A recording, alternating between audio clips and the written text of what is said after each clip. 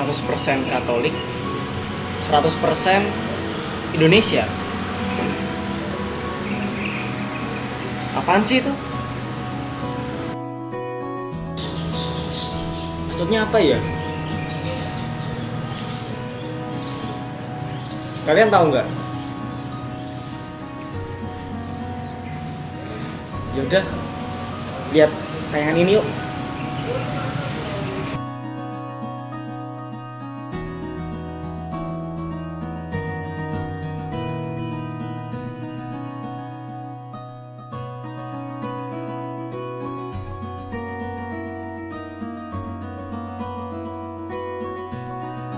Sebuah sembahyang yang dibuat oleh Monsinyur Albertus Sugiopranoto. Pertama, Monsinyur Albertus Sugiopranoto memiliki jiwa nasionalis sejak kecil. Nah, dengan adanya jiwa nasionalis ini, ketika beliau sudah menjadi imam, menjadi uskup, dia tidak hanya mementingkan kepentingan gereja, tetapi juga ikut mementingkan kepentingan negara. Maka sembahyang ini dibuat agar orang Katolik sungguh-sungguh menjadi orang Indonesia juga. Kemudian beliau juga ingin menghilangkan stigma bahwa orang Katolik itu berasal dari orang penjajah. Dia ingin membuktikan bahwa orang Katolik yang ada di Indonesia itu ya orang Katolik yang adalah orang Indonesia pada umumnya, sama seperti kita pada umumnya. Romo Budi Subandar dalam bukunya yang berjudul Menuju Gereja Mandiri, Sejarah Keuskupan Agung Semarang di bawah 2 uskup mengatakan, jika kita merasa sebagai orang Kristen yang baik, kita semestinya juga menjadi seorang patriot yang baik. Karenanya, kita merasa bahwa kita 100% patriotik, sebab kita juga merasa 100% Katolik. Malahan menurut perintah keempat dari 10 perintah Allah, sebagaimana tertulis dalam Katekismus, kita harus mengasihi gereja Katolik dan dengan demikian juga mengasihi negara dengan segenap hati. Dalam fakta sejarah Indonesia, peristiwa penghayatan tentang nilai keindonesiaan dipengaruhi oleh adanya Piagam Jakarta. Dalam Piagam Jakarta, sila pertama direvisi dari ketuhanan dengan kewajiban melaksanakan syariat Islam bagi pemeluk-pemeluknya direvisi menjadi ketuhanan yang Maha Esa. Dari sebab itu, kesadaran baru muncul akan nilai-nilai tentang keindonesiaan. Indonesia menjadi rumah dari dan bagi segala suku, agama, bahasa, dan bangsa. Kemudian, moto 100% Katolik, 100% Indonesia dinyatakan oleh Monsinyur Sugiopranoto saat berpidato pada pembukaan Kongres Umat Katolik Seluruh Indonesia atau KUKSI yang kedua di Kota Semarang pada tanggal 27 sampai 30 Desember tahun 1954. Pernyataan patriotik mencerminkan sikap cinta tanah air beliau kepada nusa, bangsa, dan negara Indonesia. Melalui penggembalaannya, Monsinyur Sugiopranoto mengajak umat Katolik menjadi pribadi yang peduli dan aktif. Dasar kitab suci yang diambil oleh Monsinyur Sugiopranoto adalah persembahkanlah kepada Kaisar hak milik Kaisar dan kepada Allah yang menjadi hak milik Allah. Kutipan ini diambil dari Injil Matius bab 22 ayat 21 dan paralelnya.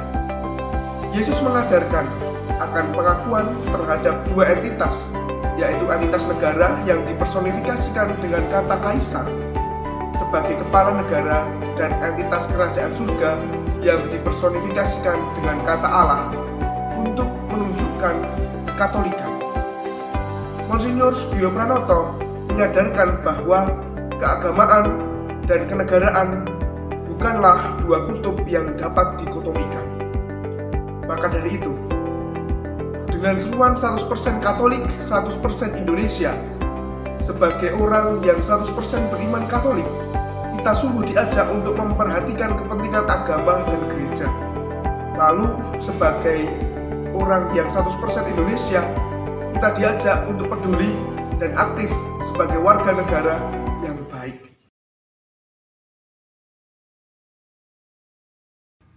Monsinyur Sugiyopranoto ingin menunjukkan bahwa agama Katolik bukan agama penjajah, dan agama Katolik berbeda dengan penjajah. Namun, perlu digarisbawahi bahwa tidak semua orang Katolik waktu itu tidak sadar akan semangat pro patria dan pro ecclesia. Salah satu contohnya adalah I.J. Kasimo. Ia adalah salah satu tokoh Katolik yang dengan berani berjuang demi Indonesia dan tanpa takut menunjukkan imannya. I.J. Kasimo sendiri adalah teman seperjuangan Monsinyur Albertus Sugiyopranoto. Ia merupakan salah satu pendiri Partai Katolik Jawi yang kemudian akan berubah menjadi Perkumpulan Politik Katolik Jawa.